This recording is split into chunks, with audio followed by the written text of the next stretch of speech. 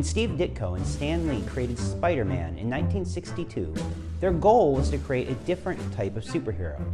One who had all the fantastic powers that we've seen in Superman or Wonder Woman or the Submariner, but also one who struggled with everyday problems. Bills, school, girls. Spider-Man was to be a hero who did not enjoy being a hero, who would give it up were it not for his calling, encapsulated in that famous phrase from his dying Uncle Ben. With great power comes great responsibility. This has always been the core principle of Spider-Man, and no movie has captured that better yet than Sam Raimi's 2004 Spider-Man 2. Hi, my name is Joe George, and you are watching Renewed Mind Movie Talk, a weekly series in which we take a look at a piece of popular culture and examine it through Christian theology. Spider-Man 2 is a real interesting piece to look at because, on the one hand, it tells a pretty straightforward superhero story. In this movie, Spider-Man, played by Tobey Maguire, has to fight Doctor Octopus, played by Alfred Molina, and save his would-be girlfriend, or hopefully girlfriend, and eventually girlfriend, Mary Jane Watson, played by Kirsten Dunst. Simple story, right? But it's not really accurate to say that Doc Ock is the antagonist of this movie. He's really more of the foil for the story. Instead, the story is less about how Spidey's going to beat Doc Ock and more about who Spidey is going to be, what is his identity. And so in this video, we're going to take a look at the way that Spider-Man 2 dramatizes the struggle of identity, and specifically this pull between what you want to be and what you are supposed to be. And we'll take a look at the way that's illustrated in the movie, and we will examine it in light of kind of the language of new creation in the Bible, and really specifically the vine and branch metaphor in John 15, and we'll get a little bit of help from Thomas Merton's philosophy or theology here. Am I not supposed to have what I want? What I need? What am I supposed to do? So like I said, Doctor Octopus is less the antagonist and more the foil. By that I mean, it's less his job to get in the way of the hero and more his job to mirror the hero's struggle in a particular way. When we first meet him, he is a brilliant and kind scientist who admires Peter's genius, but tells him that love and doing good for all of mankind is more important.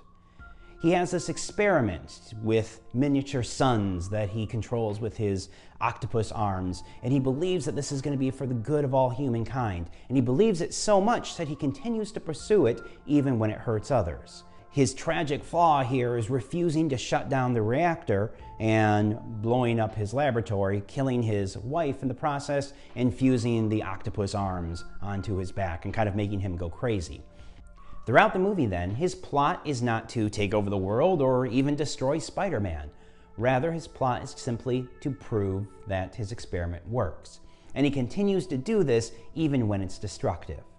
Finally, at the end of the movie, when Spidey defeats him, he doesn't beat up Doc Ock until he gives up. Rather, he convinces Dr. Octopus to stop his experiment, which he does, thus sacrificing himself in the process.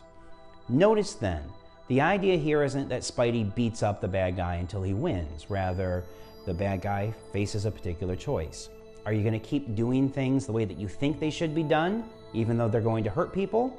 Or are you going to sacrifice that and become the person that you wish you were, this hero?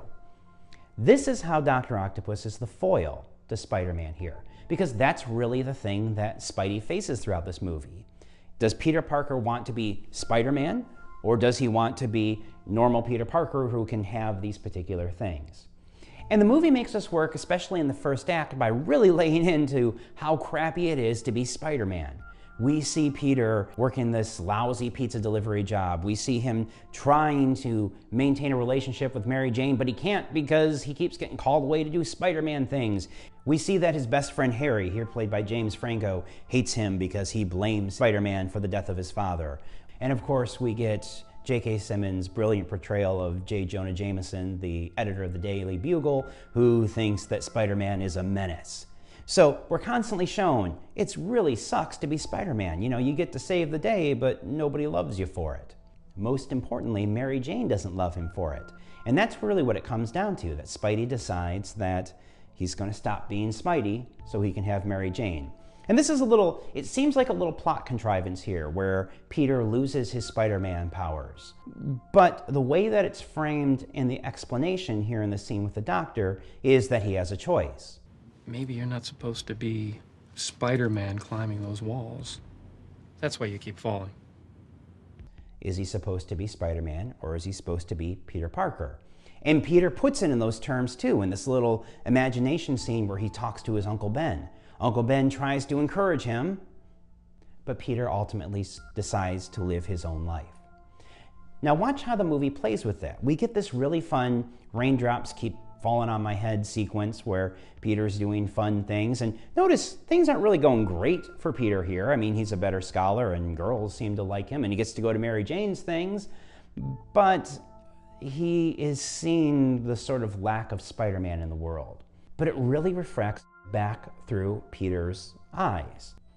You see, what we're seeing here is that Peter figures out that he's made the wrong choice. Yes, he can be just Peter Parker and pursue the girl, but that's not really who he is. Who he is in fact Spider-Man. Even if it means losing the thing that he wants, which is Mary Jane, his identity, even to himself, even with his powers given away, is Spider-Man, is the guy that helps people, is the guy that inspires people, is the guy that honors the memory of his Uncle Ben. And the movie puts a really fine point on it here in the scene where he finally decides to get his spider powers back. What does he say?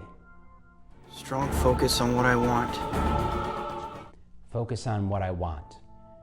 And it's a joke scene here, but really look at the time in the very next scene where his spider powers come back. He goes and he talks to Mary Jane. He tells her that he can't be with her finally and that he doesn't love her and he's willing to give her up. But at the moment when Doctor Octopus comes in and steals her, what happens? The Spidey powers come back. And the way it plays out in the end of the movie is he kind of gets both. Look, Mary Jane eventually finds out that he is Spider-Man and he saves her.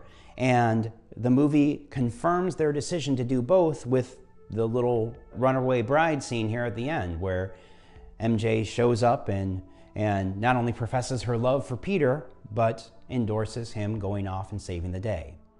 Go get him, Tiger. So in the movie's worldview, it hurts to be who you are sometimes. You don't always get exactly what you want, but you're better off being the person that you should be, not the person that you think you want to be. This is an interesting idea, especially when put in the context of Christian theology. Because we often think about this sort of struggle, especially when we're talking about death to self or death to the old man, or even kind of in the sort of mainstream way that we talk about a Christian conversion, we get this idea that I want to be a bad person, I want to be a selfish person, but for various reasons, whether that I want to be a good person or I want to go to heaven or I just want to do the right thing, I put all of those other ideas aside and I become a different type of person. And when we talk about conversion that way, we often think about that, right? Even that passage from Romans 7 that I talked about in the last video where Paul is saying, the things I want to do, I don't do, and the things I don't want to do, the things I do, we get this idea, the struggle here. That struggle is an important part of the Christian walk. But sometimes our rhetoric, we miss the key idea here that when we are converted, when we are following Christ, we are in fact becoming the person that we are intended to be, the person that we are designed to be. And so any sort of straying off of that is not making us more the person that we're supposed to be. It's making us less that person. It's taking us off track. The monk slash theologian slash philosopher Thomas Merton puts this particularly well in his book, No Man is an Island. In one of the chapters, he asks this question: shall I be content to do God's will for my own advantage? And then he answers, it is better to do his will with the weak but deliberate cooperation than to do his will unconsciously, unwillingly, in spite of myself. Let me not confine my idea of perfection to the selfish obedience that does God's will merely for the sake of my own profit. True happiness is not found in any other reward than that of being united with God. If I seek some other reward besides God himself, I may get my reward, but I cannot be happy. The secret of pure intention is not to be sought in the renunciation of all advantage for ourselves. Our intentions are pure when we identify our vantage with God's glory and see that our happiness consists in doing His will because His will is right and good. In order to make our intentions pure, we do not give up all idea of seeking our own good. We simply seek it where it can be really found, in a good that is beyond and above ourselves. Pure intention identifies our own happiness with the common good of all those who are loved by God. It seeks its joy in God's will to do good to all men in order that He may be glorified in them. And therefore, your intention is actually the most efficacious way of seeing our own advantage in our own happiness. The idea here is that by following God and seeking God and doing the things that He wishes us to do is not taking us away from our true selves, but in fact bringing us in line with our true selves. And the Bible talks about this in a number of different ways throughout. Again, this kind of language of new creation that Paul brings up in Galatians and 2 Corinthians when he says something that if anyone is in new Christ, that person is a new creation. And we sometimes, again, get this idea that there's this break. I want to be this way, but I'm giving up what I want in order to be the person that I should be. Merton here is saying that's not a good way of looking at that dichotomy. And I don't think that's what Paul means by that, and it's certainly not what Jesus means by that. In John chapter 15, we get Jesus using this metaphor of a vine and branches to describe the relationship between Christians and God, either in the form of the Holy Spirit or of the Father. This idea that we become more sustained and nourished the more that we are close to God. In those passages, Jesus says, I am the true vine, and my Father is the vine dresser. Every branch in me that does not bear fruit, He takes away, and every branch that does bear fruit, He prunes, that it may bear more fruit. Already you are clean because of the word that I have spoken to you. Abide in me, and I in you. As the branch cannot bear fruit by itself unless it abides in the vine, neither can you unless you abide in me. I am the vine, you are the branches. Whoever abides in me and I in him, he it is that bears much fruit. For apart from me, you can do nothing. If anyone does not abide in me, he is thrown away like a branch and withers. And the branches are gathered, thrown into the fire, and burned. If you abide in me, and my words abide in you, ask whatever you wish, and it will be done for you.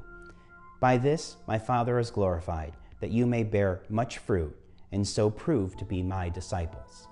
Again, the idea there is that the closer we are to being in God's will, the closer we are to doing what He wants us to do, the more we are in fact our true selves. The more that we do what we want to do or what we think we want, we're in fact drawing ourselves away from our true selves, making ourselves less happy, making ourselves less fulfilled. And that's a lot of what happens in Spider-Man 2.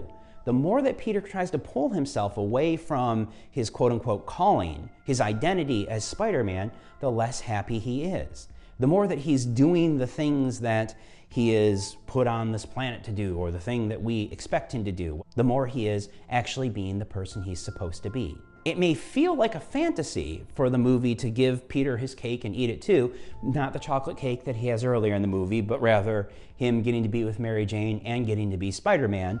But that's kind of what Merton and Jesus and Paul are getting at. When we do the thing that we are called to do, we become our best selves, and we get that satisfaction, we get that happiness, and that's the point that we can take from Spider-Man 2. The more that we do the thing that we are called to do, the more we are our best selves.